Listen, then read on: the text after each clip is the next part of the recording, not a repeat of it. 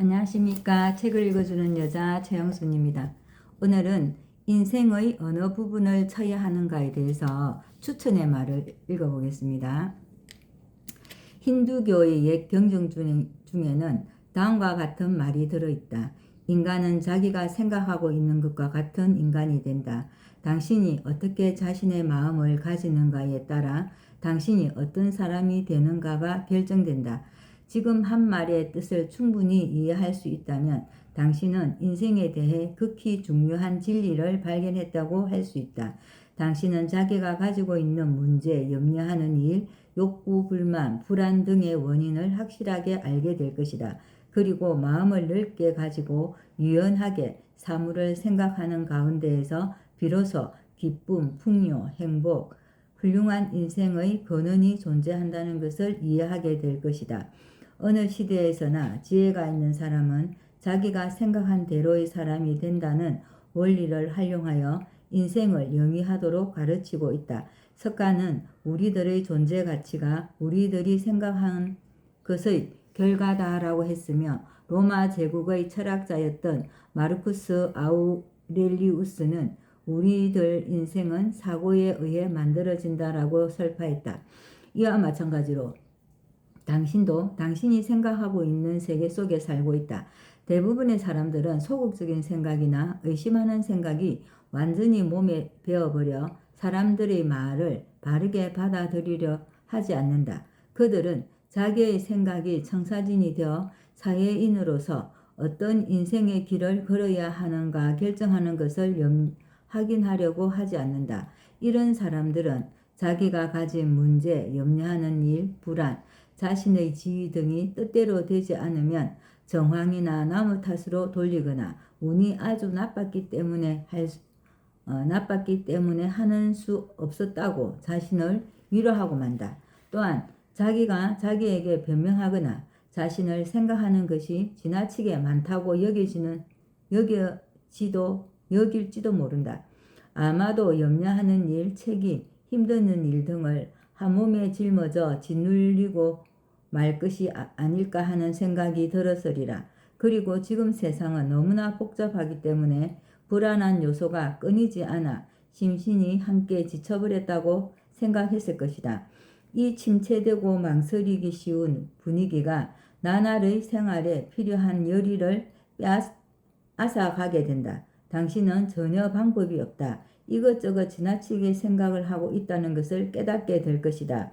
그러면 어떻게 해야 되겠는가? 한꺼번에 당신은 도대체 몇 가지 일을 생각할 수 있을까? 물론 답은 하나이다. 한 가지 일 이상은 하지 못한다. 단지 생각하고 있는 것이 소극적이기 때문에 많은 일을 생각하고 있는 것처럼 느껴졌을 뿐이다. 즉 소극적인 마음가짐은 걱정, 두려움, 의혹, 반감, 자신에 대한 연민 따위를 불러일으키는 것이다.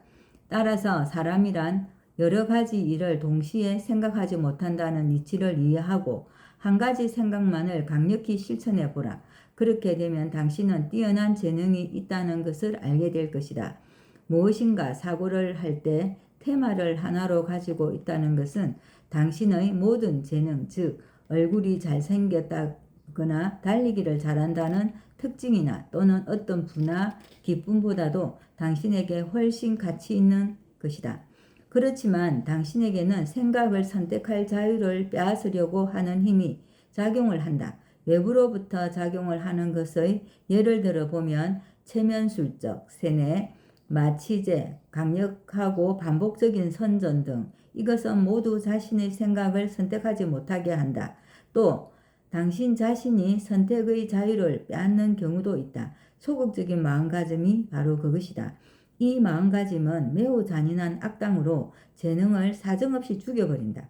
이유는 잘 모르겠으나 인간은 소극적인 마음가짐과는 친근해지지 않고 반대로 소극적인 마음가짐에는 꼼짝 못하는 포로가 된다. 그리고 소극적인 생각이 더욱 단단하게 뿌리를 내릴수록 당신의 능력, 즉 생각을 선택하는 일을 발휘하기가 더욱 어렵게 된다. 자기에 대한 연민, 탐욕, 시기, 질투, 역설, 열등감 따위에 대해 생각하거나 마음속에 이러한 감정이 일어나는 것을 방치해 두면 이런 생각이나 감정은 잡초처럼 자라 무성해져서 생각을 선택할 자유를 쫓아버리게 된다. 생각을 선택하는 능력을 자유자재로 컨트롤하고 싶으면 자신의 생각 가운데 자기에게 이룬 것과 이루지 못한 것은 어떤 것인가를 알고 있어야 한다. 이것은 마치 공장의 제조 라인에 고장을 일으킨 기계와 같은 것이다. 수리가 시작되고 몇 시간이 지났으나 고쳐지지 않아 마침내는 전문가를 불러왔다.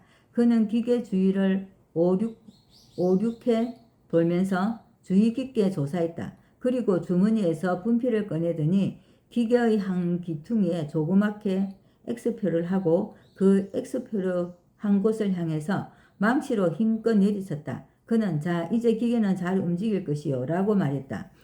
기계에 스위치를 넣었더니 그의 말대로 기계는 원활하게 움직이기 시작했다. 종업원들은 각자 자기 일을 다시 시작했다. 얼마 후 이 회사에 그 전문가로부터 서비스료라는 명목으로 $200의 청구서가 날아왔다. 이건 정말 엉터리다라고 생각한 격리 담당이 화가 나서 소리쳤다. 망치로 기계를 내리쳤을 뿐인데 $200라니. 그래서 그는 전문가에게 청구서를 되돌려 보내려고 맹세서를 요구했다. 그랬더니 며칠 뒤에 다음과 같은 회신이 왔다. 서비스에 관한 맹세서. 기계를 망치로 치는 일 $5, 망치로 칠 곳을 찾는 일 $195, 합계 $200. 중요한 것은 어디를 쳐야 하는가를 아는 일이다. 사고를 처리하는 경우나 마음을 관리하는 경우에도 성공의 비결은 이 점에 있다. 당신 손에 들려있는 이 책이 그 점에서 도움이 될 것이다. 이 책은 당신의 마음이라는 정원 안을 안내하여 당신을 기다리고 있는 아름다움과 행복과 부의 지름길로 인도할 것이다. 그리고 당신 능력의 앞을 가로막고 있는 잡초를 어떻게 제거하면 되는가를 가르쳐 줄 것이다. 주의를 기울여 이 책을 읽어주기 바란다. 그리고 그것으로 끝나면 안 된다. 공부는 계속하고 남들과 이야기를 나누어 당신 내면의 움직임과 그 마음속에 지니는 생각에 대해 더욱더 노력해 주기 바란다. 지금 당신은 무엇을 생각하고 있는가? 마음속에 품고 있는 생각은 모두가 마음가짐이 된다. 그리고 당신의 마음가짐이 당신이라는 인간을 만들게 된다. 이상과 같은 사견을 여러분에게 전해드릴 기회를 얻게 되어 감사의 뜻을 표한다. 지금 말한 것을 참고 삼아 생각한다는 것의 중요성을 깨닫게 된다면 나로서는 그보다 더한 기쁨은 없다. 생각을 관리하는 것은 인생을 관리하는 것이다. 미국의 유명한 심리학자인 윌리엄 제임스는 이렇게 말했다. 우리 세대의 가장 위대한 발견은 자신의 마음가짐을 바꾸는 것으로 해서 자신의 인생을 바꿀 수 있다는 것이다. 이것은 지금의 세대에도 부합되는 지당한 말이다. 퍼서널 다이나믹스 사회장 보브 큰클린. 감사합니다.